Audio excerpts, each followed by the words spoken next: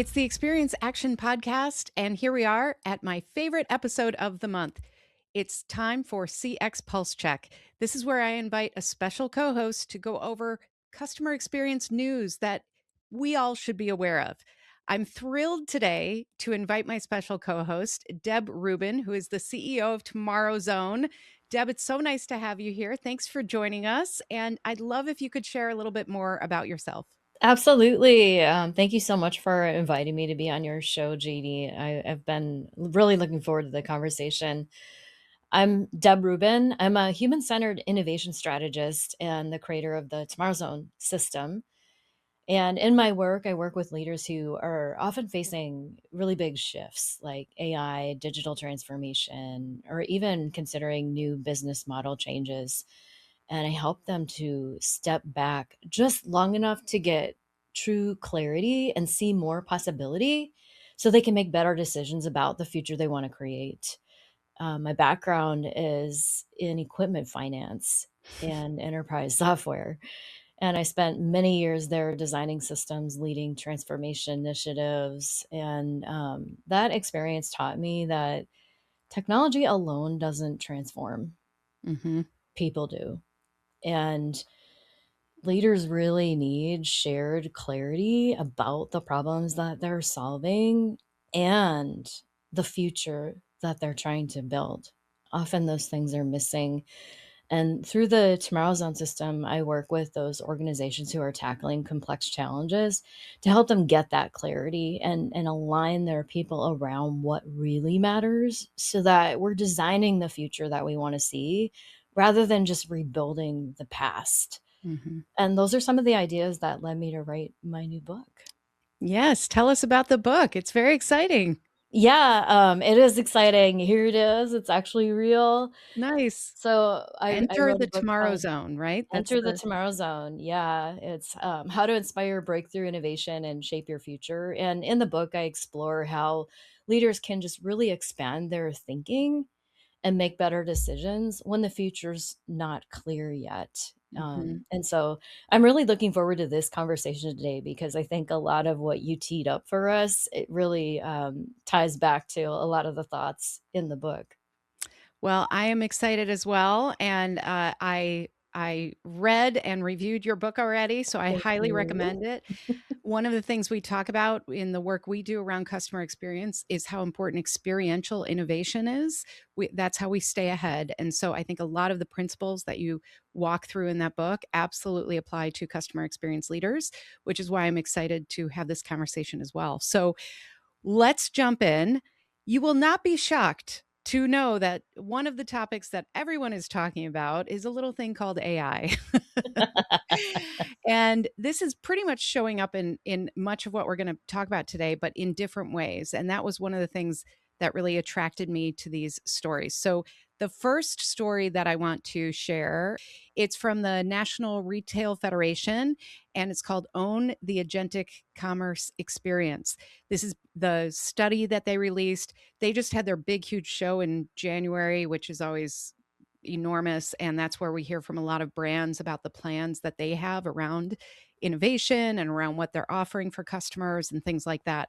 So this really got into a little bit about, you know what, we have to figure out not only our side as brands, but also what are the consumers doing with AI. Now we're getting into this world with bots and all these other things. So I mean, there's so much to pull out of here, but I would love to know what really stood out to you about this, and what do you think are the lessons we need to take away from this idea that it's going to be a bot-driven place in a little bit?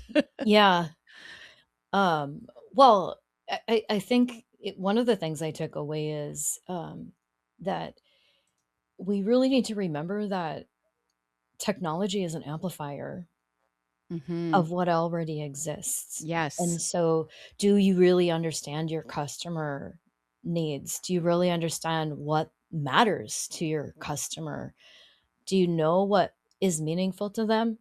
Mhm. And does everybody within your organization understand that? I think that you have to really get clear on deciding what experience AI is representing for you Mhm. And what does that mean for the customer or the end user? And if an agent is acting on behalf of you, Mhm. what experience should it deliver and how are they representing? How is that thing representing you? Is it bringing convenience? Is it really helping to develop trust? Yeah, Or do we that's a have big one. trust theater? I don't know if that's a new thing that we have to battle today, but, is speed actually going to deliver what's meaningful to the customer? I think sometimes we reward speed, but Mhm. that's not always the value. And Right. so I think you really need, clarity on what is the future you're trying to shape here Mhm. before you even start. I Otherwise, the thing I saw here is the same trap as other technology hype cycles where we were Mhm. thinking technology first Yes. and completely forgetting the customer in the process. And the other thing is, really understanding and deciding in that journey and in the processes that you're reimagining. And I think we really do need to reimagine. Otherwise, we're just using that copy paste method. Let's just Mhm. copy what we've always done and paste it onto new sexy tech. Yeah. Well, we saw some examples where that just didn't work very well. And Well, and I so think oh, sorry. Go go ahead. ahead. Well, I was just thinking, we have to really understand, like, where is it essential for humans to be involved to convey that trust that you're trying to convey in Mhm. your brand so that you're not losing that if you're adding technology into the mix. Yeah, and I think one way that I've been thinking about this is, AI is incredible at scale, right? Like it can do things at a pace and at a scale that humans simply can't.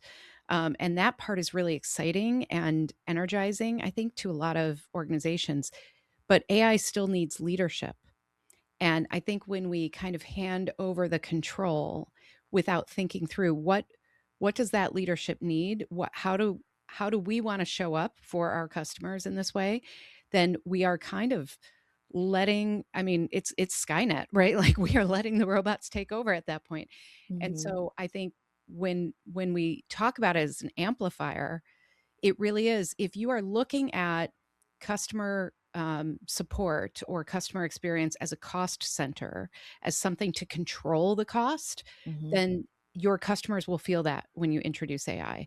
If you're viewing it as, you know what, we are trying to do things to make it more convenient, to make it more helpful, and we know what those triggers are to do that, then that's going to show up based on the technology. But I think, I mean, we've lived through a few of these tech hype cycles, as you say, and some of mhm. them are absolutely life changing, and some of them we blink and they're over. Remember, what was it, Web 3.0? Like we talked about that for a hot minute. Mhm. Yeah, and Yeah. everything's gonna move to digital reality Yeah. or Oh, virtual yeah. reality, Yeah. blockchain's gonna be all the things. Yeah, Right. I think so I'm often reminded of, and I talk about this a lot, but one of the movies I enjoy is My Big Fat Greek Wedding, and the Mhm. dad, he thinks that, everything is fixed by spraying Windex Yeah. on it. I had forgotten about that part, but yeah, And that's or if good. you remember, like, way back in the day, like, I don't know if you're old enough to remember, but when, like, Windows and Word for Windows came out, and they had this feature called sparkle text. Oh, And, like, everybody was, like, sparkle texting yeah. all the things, Yep. and, I mean, you have to be old to remember that example, but that's how I feel about AI, like, just put AI in it, Yeah. like, everything has to have AI in it. Is it actually adding value, Mhm. or is it Mhm. making things worse? I've Yeah. gone back and forth with product teams for tools that we're using where they added AI, and it actually broke the Mhm. primary capabilities. Mhm. Yeah. Like, so what are you amplifying? AI Right. is really great for scaling, but step back and get really clear on what is it that you wanna scale. Right, right, and I think the other part of that is, and you talk about this in your process and your book as well, but, we have to kind of know who we are and what we wanna deliver first, and if we don't Mhm, know that, and we talk about this in the context of what we call a customer experience mission statement, right? Like, we have to be really clear-eyed about where are we going, and what are we really trying to accomplish before we start with the tools and tactics. And I think that's the tension excuse me, that I think we're seeing right now, is that people are very excited because the tools are incredibly powerful and Yeah. AI is here. Like, you can't deny it. You can't say that we're not going to use it. Everybody's going to use AI. Um, and so when you start there, instead of starting with what is the problem we're trying to solve or where are we going, then it just creates all this kind of dust up instead of this clear Mhm. path forward. Um, Mhm. but you mentioned trust, and that's the next thing I want to explore a little bit. So Mhm. this Yeah. next piece is from CMS Wire, one of my oft sourced publications, but it's a press release essentially about a bigger report. And the title is the 2026 Braze Customer Engagement Review: AI Innovation Meets the Trust Plateau. And that phrase really caught me, the trust plateau, Mhm. because I think that goes to back to some of what you were just saying about, we are living in a world where everything is kind of hyper paced right now. There's a lot of attention on certain things, but we, as the people on the other side of that, the customers or the users, we're starting to see some things, right? We're starting to see, like, these aren't working as well as we wanted, or to Yeah. your example, things break. So now we're starting to get a little cynical, a little skeptical about it. And I'm Mhm. just, that phrase particular is what caught me, but what caught you about this?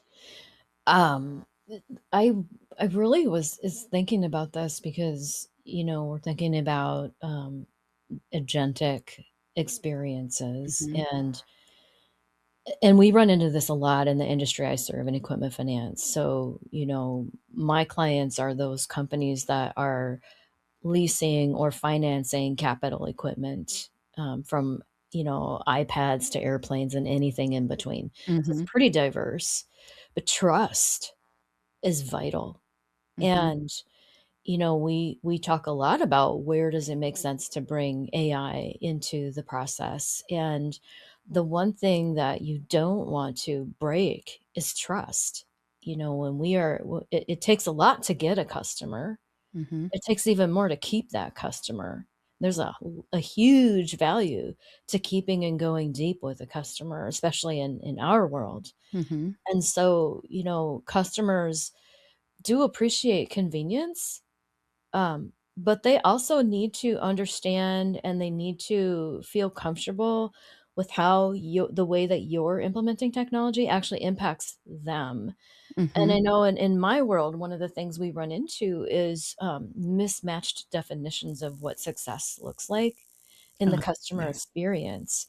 So, like, if we're dealing with somebody in accounting, they want the numbers to be right. If we're dealing with somebody in sales, they want speed, get the deal off the street as fast as possible.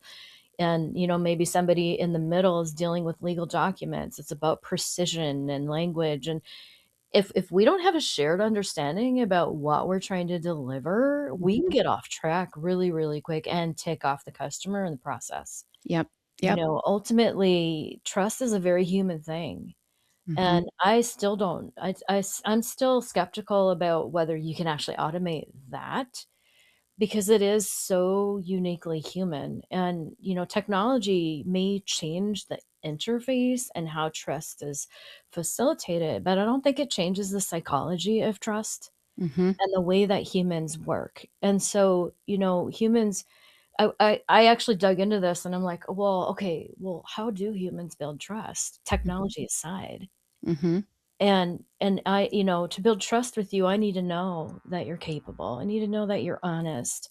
I need to know that you're predictable, and I need to know that you care about the outcome just as much as I do for both Mhm. of us. Yeah, How that's do a you great way to convey put it. that and translate that to machine intelligence, especially if we're thinking about agentic commerce and if AI becomes the homepage versus, like, the assumption of the past is clicks and, Mhm. searching on a website or whatnot. Now we have to be thinking differently about how we still attract the humans, but now we have machine intelligence in the mix. And Yep. so, I have more questions than answers. You're not the only on one. this. But ultimately, people still wanna know, "Can I rely on you? Yep. Yep. Does this technology understand my situation?" And I often, when I get caught up in those AI-driven VRUs, Mhm. I often find myself saying, "Let me talk to a human," Yes. 'cause Yes. the AI is just not getting it, because Mhm. I think a lot of these systems are built on unchallenged assumptions about how humans behave, or they're not thinking at all about how humans Right. behave. They're thinking about their So process, their yeah, yeah, yes. and so there's a lot to unpack here. There is, and I think when I think about, I you mentioned the mismatched, definitions of success. That is, I think, the number one thing we see, Mhm. and part of that is never bothering to define what success looks like in the first place, Yeah. and, yeah, we use something called a CX success blueprint because we want people to really think through that, and one of the things that just is really striking me right now about all of the ways that we measure customer engagement as well, that is going to shift, right? Like, how do we know if people are happy if their bots are talking to our bots all the time? Mhm. And we are not actually connecting with the human on the other side, who then gets a report from their bot that is completely off, right? And so they Mhm. make a different decision as a consumer, but they don't we don't have access to that behavior anymore. So I think we really have to think through, what is that customer journey that we are trying to deliver? Where is the best use of AI? Where can we scale with purpose? Where can we make sure that we are delivering with speed when speed is important? And how does that actually build or erode trust? So I think that this will be the currency of the future. I think that trust will be absolutely the way that people, it's Mhm. already going in that direction, but now it's going to be tenfold. Even on like Mhm. social media right now, they're saying, well, there's so much AI slop out there, right? All Yeah. these crazy videos that they're saying, don't like polish your videos if you're making videos right now, because people want that authenticity, because Mhm. they want to trust that this is real, that it's not an AI person. So as far as I know, you and I are still human, which is great. So, Last time I uh, checked, yep. so for anybody watching or listening, this is the real thing, just so you know. But this kind of goes into the next topic incredibly well. So here is the next one I wanted to talk about. This is from Support Ninja, and it's AI backlash and public perception, how AI strategy shapes customer trust. And this one was interesting because they named some names and they talked about different things that maybe hadn't gone as well as could have Mhm. been planned with AI and the backlash about that.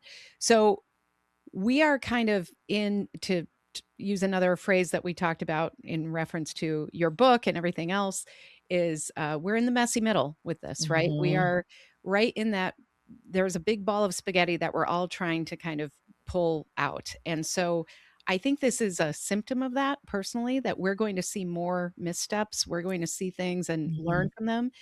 But what, based on the discussion we just had about trust, Mhm. what do you think those moments of backlash will do for either the brand or even for us as customers and the ones who are learning from this as well?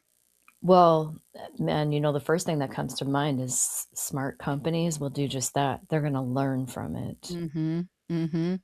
But the other thing, was, and I'm thinking back to one of the examples from one of the earlier articles, I think it was Urban, um, Mhm. the example there when they were bringing agentic technology into the customer experience, one of the things they did that helped them to have some success in it is they really clearly narrowed down the focus of what they were doing, and I Mhm. think that that's a really smart strategy because you're starting, like you said, with purpose. What Yes. is it that we wanna scale and why? And I think identifying the right problem to solve, of course, is the first step, not by the tool, but Right. what are we trying to achieve and what opportunity are we trying to capture? What problem are we trying to solve? But even more importantly, why Mhm. and for whom? Mhm. And what does it mean for them? And Yes. so that definition of success is so important to get right off the bat. If we think about the Klarna example, this is what I've been following because I speak about this in executive roundtables and such, and that was one of the examples that we were talking about, and the headline a while back was, "Oh, wow, Klarna replaced all of these customer service reps with AI, and now they Mhm. can do X number of calls, with fewer people, and isn't this awesome?" And if you're only looking at your bottom line numbers and you're only looking at cost savings, wow, Mhm. awesome, you Mhm. succeeded. But if you actually care about all of the customers that are traumatized by your experience, Yeah. did you really succeed? Mhm.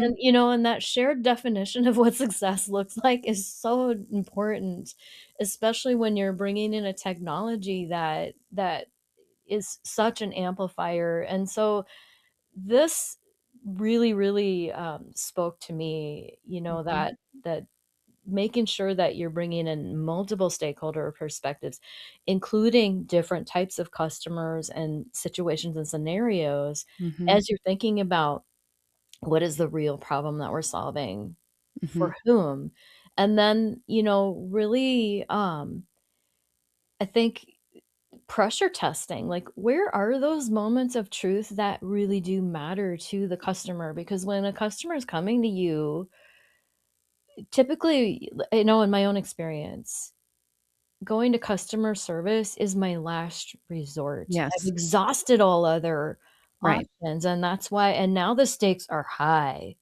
Mhm. and now I want a human, Mhm. Yep. and when I can't get that, my trust in the brand doesn't just erode, it evaporates instantly. Well, and I think we're at a very interesting moment in time from a, um, population perspective as well, because Generation Z is actually leading the idea that, you know what, they're good with AI as long as it does what they want it to do. They've actually reported that it can build trust. So we have this generational wave happening too that I think we have to Mhm, consider as we're building these things. But ultimately, I think what all of these stories tell us and this moment in time that we're in, it's really about strategy. It's about vision. It's mhm, not always about the tools and technology. And again, we have to lead here. We have to make sure that we are not just, plugging it in and hoping for the best. We yeah. have to actually really define what that looks like, have that clear vision, and then understand how to roll that out in the right way. And as we wrap up here, Deb, I would love to know what is, you've spent the majority of your career talking about innovation and really being future focused. So, Mm. what is kind of one thing that if you're a customer experience leader today or if you're a business leader today, what is one thing that they can take away and focus on doing innovation the right way, not just innovating for innovation's sake and not just introducing a new tool and calling it innovation? Yeah. Um, well, I think it gets back to purpose and, in a nutshell, it's clarity first, Mhm. then technology. Innovation will backfire for companies who lead with tools instead of experience. Yes. Ugh, And if amen. you're tech first instead of purpose first, you're gonna get in trouble because technology should be an enabler. It should Mhm. expand the value that you're creating for customers, not contradict it. Mm. And, when we think about what happened in the Klarna example, that was the problem, leading with tech and solving the wrong problem. And so I think, I think a lot about what sort of backlash might we see in the future. You talked a lot about authenticity Mhm. and, and we can create artificial at scale to the point where now people want the flaws in the videos. They want Mhm. authentic human connection. And I think that when we're seeing backlash, it's not really anti-AI. It's we're reacting to experiences that stop feeling human. Mhm. Mhm. Yes, well said. Well said. Well, thank you so much for joining us, and I know that our audience got a ton of value from this. If they wanna learn more about you, if they wanna connect with you, if they wanna order your book, what are the best ways for them to do that? So to connect with me, I'm on LinkedIn, pretty Mhm. active there. You can just find Deborah Reuben. My website is tomorrowzone.io. The book is out on Amazon, so you can find Enter the Tomorrow Zone on Amazon. And I created a short guide called Break Free from Yesterday's Thinking that kind of helps you overcome that tech first thinking trap that we were just talking about. And you can find that at enterthetomorrowzone.com. Excellent. Well, thank you for providing all those resources. And like I said, I've read the book. I know it's worth your time, so please go ahead and check that out. I think we both talk about purpose a lot. We both talk about the why, and I think there's a lot of alignment here for customer experience leaders to learn. So, thank you so much for joining me here, and thank you for sharing your thoughts about all these cool things. And I cannot wait to keep following you and keep our discussions going. So, thanks, Deb. Thank you so much, Jeannie. And thank you for being here. All of you that are part of our audience, we so appreciate you. And of course, if you have questions, that's what I do most of the month. I answer your questions on the Experience Action podcast. You can leave me a question at askjeannie.vip. And after you read Deborah's book, go ahead and pre-order Experience is Everything, which is coming out on April 14th. So I cannot wait to share more incredible leaders like this with you on the Experience Action podcast. Keep up the great work, and I will see you next time.